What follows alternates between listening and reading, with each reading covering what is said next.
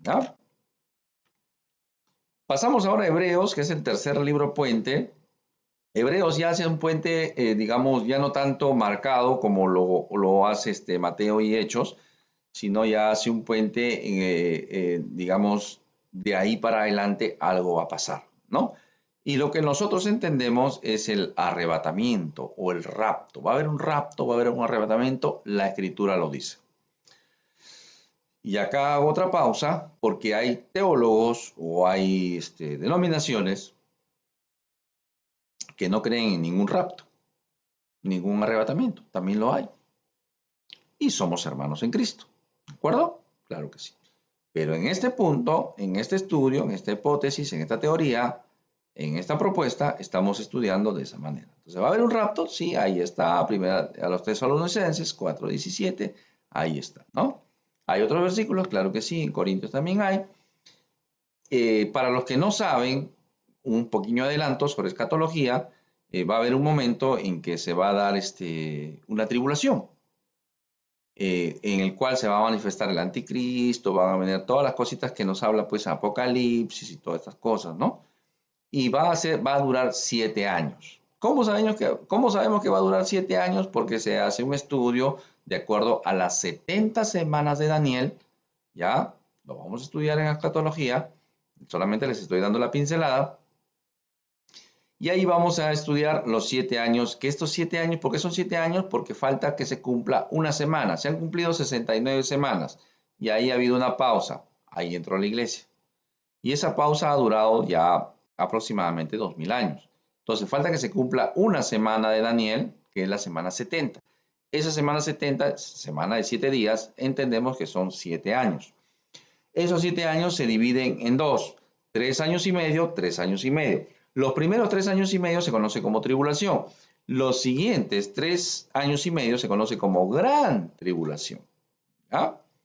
Entonces, la tribulación va a haber un tiempo de paz, va a aparecer el anticristo, va a haber un pacto, los judíos van a restaurar su sacrificio, van a construir un templo, y ahí viene lo maravilloso de todo esto, porque este anticristo va a ser un hombre de paz, va a traer una pseudo paz mundial, va a convencer a los musulmanes para quitar me imagino, para quitar la mezquita de Omar o la mezquita de la Roca, que está ahí, por donde está el templo actualmente, está una mezquita.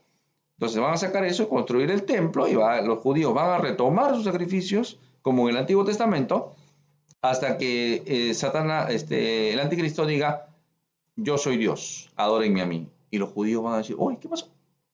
O sea, para los judíos el anticristo va a ser su Mesías. Eso es lo que entendemos, ¿de acuerdo? Entonces, por eso yo, por tercera vez, animo a los que son judíos a ver estos estudios, ¿ya? Y a entender la escatología, ¿ya? Entonces va a llegar un momento en que los judíos van a decir, el anticristo va a decir, yo soy Dios, adórenme a mí. Entonces los judíos van a decir, oye, ¿qué pasó? Nos equivocamos. Este señor está terriblemente mal, hay que adorar a Dios nada más. Y va a empezar una persecución contra los judíos. Y para ese entonces ya no debe estar la iglesia. Nosotros como iglesia, hasta ahí llegó nuestro tiempo como iglesia. Por eso que es importante que si hay un judío y viene y se arrepiente en la actualidad, sería parte de la iglesia. ¿Ya? Porque si no, Dios va a tratar con su pueblo en estos finales tiempos. ¿Ya? Entonces la iglesia ya no va a estar. ¿Por qué? Porque va a ser llevada, arrebatada. ¿Cuándo? Ahí vienen tres posturas teológicas. ¿Ya? Mira, estamos haciendo bastante escatología. Esto lo vamos a estudiar a profundidad, Dios lo permita. Y algunos que dicen que la iglesia se va en la tribulación, antes de la tribulación. Cuando inicia la tribulación, la iglesia se va. Cuando aparece el anticristo, se va. Porque dicen que hay algo que lo contiene ahora, que es el Espíritu Santo. Entonces, cuando ya se va la iglesia, se va el Espíritu Santo, se va el Espíritu Santo con la iglesia. Se acabó el asunto. Comienza la tribulación, empieza el gobierno del anticristo. Otros dicen, no, la iglesia se va en la mitad. Aparece el anticristo, pero cuando aparece la gran tribulación, o sea, 3 años y medio, recién ahí se va la iglesia. ¿Ya? Hasta ahí podríamos entender. Hay otros que dicen, Esos son los mid-tribulacionistas. Y los post-tribulacionistas dicen que la iglesia pasa por la tribulación. ¿Ya? Ahora, hay que alinearnos en alguna de las tres posturas. ¿Ya? La postura que nos alineamos ahora es esta, que somos pre-tribulacionistas. Cuando va a comenzar la tribulación, la iglesia se va. Se quedan los judíos. O se queda el resto, ¿no? Se queda el resto. Solamente se va a la iglesia, ¿ya? Así lo entendemos. Entonces, a partir de Hebreos, Dios va a comenzar a tratar con ellos. O sea, cuando comienza la tribulación, cuando aparece el anticristo, va a cobrar esa vigencia nuevamente el pueblo de Dios, el pueblo de Israel, los hebreos. Ahora, hebreos, israelitas, judíos, ¿por qué tres nombres? ¿Ya? Ve. Hebreos, el nombre hebreos viene de, incluso antes de la línea de Abraham. De la línea de Abraham hay un señor que se va a llamar Eber, y de ahí va a derivar más o menos los hebreos. Por eso se le dice hebreos, ¿ya? Mire, antes de Moisés, ¿eh? Antes de Moisés, ¿ya? Hebreos. Después va a venir, pues, José, Abraham, ¿no? Abraham, Isaac, Jacob, José, las 12 tribus, ¿no? Los 12 hijos de Jacob o de Israel. Israel y sus 12 hijos o las 12 tribus. Por eso que se van a llamar israelitas. Israel, las 12 tribus van a crecer, desarrollarse y van a tomar después, salir de Egipto, tomar la tierra prometida. Se distribuyen los reinos. Después van a venir los reyes, Saúl, David, Salomón y su hijo Roboam. Y ahí con Roboam se divide el reino en norte y sur. Ya lo expliqué, los del norte de Israel y los de abajo de Judá. Los de Israel fueron llevados por los asirios, nunca más volvieron. Y los de abajo, los del sur, dos tribus, del reino de Judá, vas a llevar por los babilonios, van a volver después de 70 años, porque así lo prometió el Señor. Jeremías, ahí está Danielito, ¿ya? Entonces vuelve, por eso que se llama judíos, por el reino de Judá, ¿ya? Por eso que van cambiando los nombres.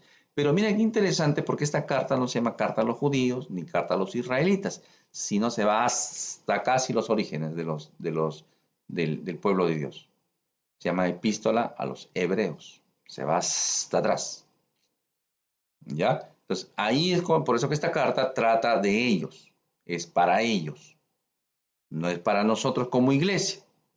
Ahí hago un paréntesis, ¿ya? Antes que alguien diga, hermano, o sea, está en el Nuevo Testamento, pero no es para la iglesia. No estoy diciendo eso.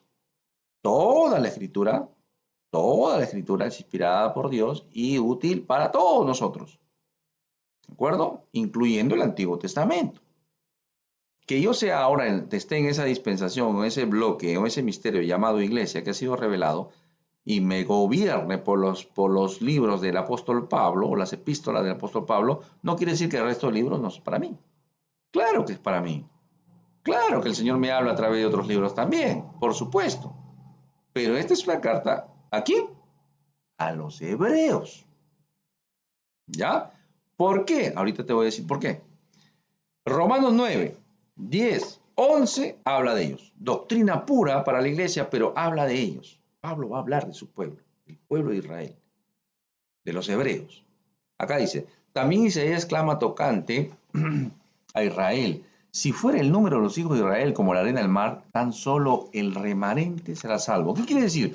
Que no todo el que dice judío, yo soy descendiente de los judíos, yo soy de tal tribu, considerando que se han perdido, ¿no? Pero el Señor, no lo sé cómo se hará en ese tiempo, se va a hacer que se reconozca, ¿no? Algunos mantienen esas líneas, ¿no? De qué tribus son y todo eso, considerando que hay bastante mestizo, bastante mezcla. Pero el Señor va a tratar con ellos. Pero el hecho de que sea judío no quiere decir que todos van a ser salvos. Solamente los que tengan que ser salvos. ¿Ya? Por eso que a veces me sorprende, a veces con la iglesia dice, hermano, yo tengo ascendencia judía. O yo soy judío. O usted, hermano. O pero su apellido ¿de dónde es? De acá, de allá. Mira, yo tengo familia que es judía. Entonces yo también soy judío. Y creen que porque son judíos son más espirituales. Son más espirituales. Y eso es un error. ¿Ya? Más bien los judíos deberían ser parte de la iglesia, aprovechar este tiempo. ¿Qué más dice? Para reconciliarlos, traerlos a arrepentimiento, ponerlos sobre las naciones, juicio a las naciones, a los gentiles impenitentes. Eso es lo que va a hacer el Señor, ¿ya?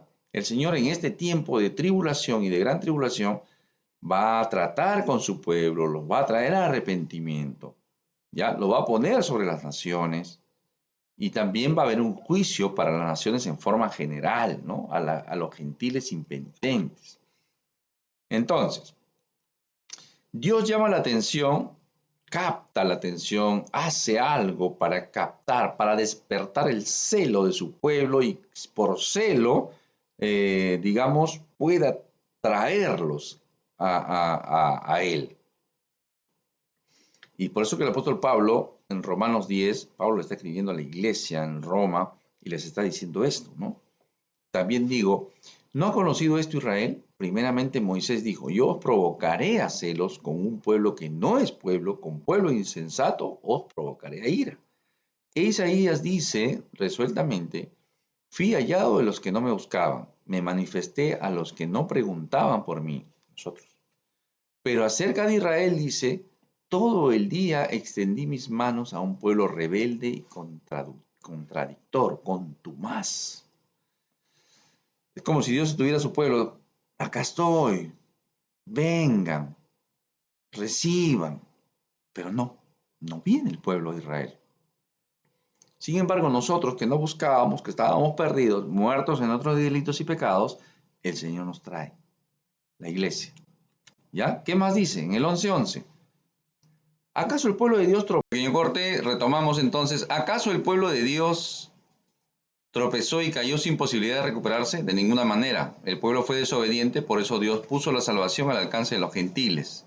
Sin embargo, Él quería que su propio pueblo sintiera celos y la reclamara para sí. Miren qué interesante, esto está en Romanos, ¿eh? Esto está en Romanos, y uno ya cuando comienza a entender que estos libros son puentes, comienza a comprender que hay un trato de Dios para con su pueblo. Y está hablando a la iglesia en Roma y les está contando Pablo esta situación. Ahora bien, dice, si los gentiles fueron enriquecidos porque los israelitas rechazaron la oferta de la salvación de Dios, imagínense cuánto más grande será la bendición para el mundo cuando ellos por fin la acepten. Miren qué interesante, está hablando en futuro, ¿ah? Está hablando en futuro, o sea, por eso que no podemos comprender o entender o alinearnos con la postura de que dice que Israel ha sido reemplazado por la iglesia. ¿Ya? Está hablando acá que Dios va a volver a tratar con su pueblo. Entonces, por ende, Israel no es igual que la iglesia. Están estos versículos, ¿ya? No es que yo me estoy alineando con una postura porque me gusta, o porque me cae bien, o porque he aprendido así. No, es porque está en la Escritura. Y continúa en Romanos 11, ¿ah? Bajo la misma línea de pensamiento, dice, mis amados hermanos, quiero que entiendan este misterio para que no se vuelvan orgullosos. ¿A quién está hablando? A la iglesia. De ustedes mismos. Parte del pueblo de Israel tiene el corazón endurecido, pero eso solo durará hasta que se complete el número de gentiles que aceptarán a Cristo, o sea, el tiempo de la iglesia. Eso es lo que está diciendo acá el apóstol Pablo a Romanos. Lo está en Romanos 9, Romanos 10, Romanos 11. ¿Ya? Léelo y entiéndelo de esta manera. Esta es la versión NTV. A veces pongo la traducción textual, la Biblia textual, para que sea marcado lo que está diciendo acá. Continuamos con los siguientes versículos. Entonces todo Israel será salvo. Todo Israel será salvo. Ahora, ya expliqué eso. Cuando dice todo Israel, no está diciendo que todo el que considere o cree que es judío, ya por ser judío va a ser salvo. Eso no ha sido y no será durante la historia. Como dicen las Escrituras, el que rescata vendrá de Jerusalén y apartará a Israel de la maldad. Y mi pacto con ellos es que quitaré sus pecados. Miren qué interesante, ¿ah? Ojo con esto. No es que la salvación sea para todos los hebreos, ya lo expliqué, israelitas o judíos, como lo queramos entender. En Romanos 9, retrocediendo un poco, en Romanos 9:6 dice, ahora bien, ¿acaso Dios no cumplió su promesa a Israel? No, porque no todos los que nacen de la nación de Israel son en verdad miembros del pueblo de Dios. Y esto hay que entenderlo también, peor aún ahora, ¿no? Acá en este libro puente, Hebreos, dice, acá entra el propósito de la epístola de los Hebreos como puente, ¿de acuerdo? La iglesia en este tiempo, cuando, digamos, ya la iglesia ha sido llevada, arrebatada, raptada, está con el Señor, entonces queda este tiempo de tribulación, así lo estamos entendiendo y así estamos alineándonos con esa hipótesis de interpretación escatológica. Entonces solamente quedarán los hebreos, ¿no? Los judíos, los hebreos y el resto del mundo que haya quedado, los gentiles. ¿Ya? Entonces, para nosotros como iglesia, si queremos hacer doctrina, vuelvo a repetir, hay que tomar las epístolas del apóstol Pablo, desde Romanos hasta Filemón. De ahí tenemos que tomar doctrina. Vuelvo a repetir, no estoy diciendo que el resto de la escritura no es para nosotros como iglesia o como cristianos. No estoy diciendo eso. Toda la escritura es para nosotros. Pero nuestra doctrina se fundamenta en base a los escritos de Pablo. ¿Ya? ¿Qué quiere decir? ¿Que de Hebreos para adelante no es para la iglesia? No, tampoco estoy diciendo eso. Estoy diciendo que de Hebreos para adelante será mucho más útil la escritura para los que se quedaron, dentro de ellos los hebreos y el resto del mundo que tendrá que ser salvo, ¿me entiendes? Para los judíos, Dios volverá a tratar con su pueblo nuevamente y habrá un milenio, y el milenio es otro tema escatológico, que no lo estoy tratando acá, ¿ya? Así que estén atentos, suscríbanse al canal para que puedan llevar los demás cursos de escatología y las clases que se van a dictar con la bendición de Dios. Estén orando por mí, nuevamente se los pido, ¿ya?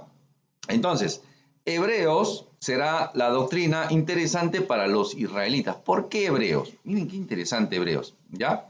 Acá he puesto un gráfico en el cual están todas las epístolas paulinas nuevamente, ¿ya? Desde Romanos hasta Filemón. ¿Cuántas son? 13, ¿ya? Y a partir de Hebreos, que no se le conoce autor, ahorita les voy a decir eso, Hebreos para adelante hasta Apocalipsis será para esos tiempos de tribulación. Miren qué interesante, porque esta es una epístola para quién, para la iglesia. No, directamente. ¿Para quién es? Epístola a los hebreos, a los hebreos. Es más, Santiago también, que se usa mucho para aplicación de la iglesia, y está bien, y hay aplicación para la iglesia, claro que sí, pero si ahorita vamos a ver cómo comienza Santiago. Igual, Pedro, los escritos de Pedro son para la iglesia y los judíos que habían sido dispersados, que habían tenido que salir huyendo. Ya, ese es Pedro. Es de sufrimiento, le dice, respetan a las autoridades, sométanse a ellas, etcétera, etcétera, ¿no? Resistan, soporten.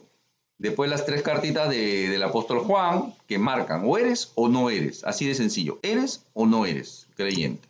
Ya, el último libro de Judas y Apocalipsis, pues, ¿no? Que Dios nos permita poder estudiarlo. Zacarías 12:10 dice, y derramaré sobre la casa de David y sobre los moradores de Jerusalén espíritu de gracia y de oración, y mirarán a mí, a quien traspasaron, y llorarán como se llora por hijo unigénito. Miren qué interesante, ¿no? El Señor escribiendo, inspirando su palabra, y dice, mirarán a quien traspasaron. Mire, Zacarías todavía no había pasado la pasión del Señor Jesucristo. Entonces, Hebreos, epístola a los hebreos, ¿ya? Santiago dice, siervo de Dios y del Señor Jesucristo, a las 12 tribus que están en la dispersión. ¿A quién? A las 12 tribus. No se está dirigiendo a la iglesia, se está dirigiendo a judíos, a israelitas, a hebreos. Así comienza la epístola de Santiago. Pedro, ¿cómo comienza? Pedro, apóstol de Jesucristo, a los expatriados de la dispersión. Dispersión siempre va a hacer referencia a los judíos o hebreos que fueron esparcidos por el mundo. Ya, eso así comienza. Entonces, hebreo ayudará al judío a creer en el Señor Jesucristo, como su Mesías, como su rey, como el rey que estaban esperando. Eso es Hebreos. Entonces, Hebreos, como autor de Hebreos no se conoce, no tiene autor conocido. Es más, se asume posiblemente que haya sido Bernabé, el que estuvo con Pablo, puede ser Silas o Silvano, puede ser Felipe, Aquila y Priscila, y el mismo apóstol Pablo, ¿ya? Entonces, cualquiera de ellos pudo haber sido el autor de la epístola a los hebreos. En lo personal, considero que el autor de Hebreos fue el apóstol Pablo, ¿ya? Hay detractores, hay gente a favor y gente en contra, ¿de acuerdo? Pero yo me inclino bastante que fue Pablo también, pero Dios en su soberanía permitió que no tenga autor conocido porque de repente hubiera entrado dentro de lo que son las cartas paulinas y no como una nueva secuencia para un tiempo futuro. ¿Ya? Puede ser, yo lo entiendo así, ¿ya? Y es mi humilde opinión. Pero no conocemos un autor, no tenemos un autor conocido para la epístola a los Hebreos. Pero Hebreos, si lo lee un judío, si un judío en la actualidad lee Hebreos, va a entender, porque le habla de Abraham, de los ángeles, de Moisés, de Josué, del sumo sacerdote, del sacerdocio, de los sacrificios. O sea, un judío lo va a entender. Por eso que en el futuro, cuando un judío, un hebreo, lea esta carta, va a entender. ¿Y qué hace Hebreos? Habla sobre la supremacía del Señor Jesucristo, sobre ángeles, sobre Moisés, sobre Josué, sobre como sumo sacerdote, un mejor pacto, una mejor esperanza, un mejor sacrificio. Ya no necesitan estar matando corderos, es un mejor sacrificio. ¿De acuerdo? Hasta el 10 habla de eso. En Hebreos 11 se abre una galería, así lo entiendo yo, ¿no? Como una galería de los héroes de la fe. Y va a comenzar a hablar de todos los que tuvieron que padecer por la fe en el Señor Jesucristo o en la esperanza futura que se cumple en el Señor Jesucristo. Ese es Hebreos 11. Ya, si tú comienzas a leer y un judío comienza a leer, se va a dar cuenta todos los que se sacrificaron en algún momento para poder adquirir, ganar esa salvación ofrecida. Ya, ese es en el capítulo 11, habla de la fe. En el capítulo 12 habla de la esperanza en medio del sufrimiento. Y en el capítulo 13 habla del amor, el amor que debe haber entre nosotros. Y acá, como que yo entiendo, ¿no? O se entiende como una pequeña firma del apóstol Pablo, de una forma, digamos, implícita, ¿ya? Sobre la fe, la esperanza y el amor. Porque ya en las cartas paulinas, en una de sus cartas, primera a los Corintios 13:13, él va a decir, ahora pues permanecen estas tres virtudes, la fe, la esperanza y el amor. Pero la más excelente de ellas es el amor, dice cuando le escribe la iglesia en Corinto. Ahí está en Corintios 13:13, la primera carta. ¿Ya? Y ahí encontramos eso. Y en Hebreos encontramos en los capítulos 11, 12 y 13 esta firma, digamos, del apóstol Pablo. ¿Ya? Ahora, explicando un poquito esto, ¿no? ¿Por qué la fe? Porque se va a necesitar ejercer fe. Ahora se necesita ejercer fe. Esperanza también. Se necesita esperanza para poder, es esperanza certera. El Señor Jesucristo y Dios en toda su escritura va a cumplir lo que ha prometido. ¿Ya? Claro que sí. Pero dice que el amor prevalece sobre estas. De las tres, el amor es el que prevalece. ¿Por qué? Porque cuando estemos con el Señor ya no vamos a necesitar fe porque vamos a estar con Él. No vamos a necesitar esperanza porque vamos a estar con Él y gozando y disfrutando de las bendiciones que Él había prometido. El amor es el que va a prevalecer. ¿De acuerdo? Ese. Por eso que se dice que nuestro carácter lo llevamos a la eternidad. Es importante por eso desarrollar ese amor en nosotros ahora. ¿Ya? No hay que esperar morirnos para recién ejercer eso. Y por último, este punto crítico, ¿no? Que muchas personas ponen en duda la salvación o su salvación, o que tienen que perseverar, o que tienen que luchar, o que tienen que sufrir para alcanzar salvación. Si lo vemos desde una perspectiva cristiana, uno puede decir, oye, sí, Hebreos dice eso. Claro, está ahí, miren, Hebreos 3:6, 3:14 dice, pero Cristo como hijo sobre su casa, la cual casa somos nosotros, y retenemos firmes hasta el fin la confianza y el gloriarnos en la esperanza. 14 dice, porque somos hechos partícipes de Cristo con tal que retengamos firme nuevamente hasta el fin nuestra confianza del principio. O sea, retenerlo, ¿no? ¿Por qué? Quiere decir que se puede perder. El 6:4 dice, porque es posible que los que una vez fueron iluminados y gustaron del don celestial y fueron hechos partícipes del Espíritu Santo, y asimismo gustaron de la buena palabra de Dios y los poderes del siglo venidero, y recayeron, sean otra vez renovados para arrepentimiento, crucificando de nuevo para sí mismo al Hijo de Dios, exponiéndolo al vituperio. Podría perderse bajo la perspectiva, si lo analizamos en la actualidad y leemos esto, decir, hay que esforzarnos, hay que retener.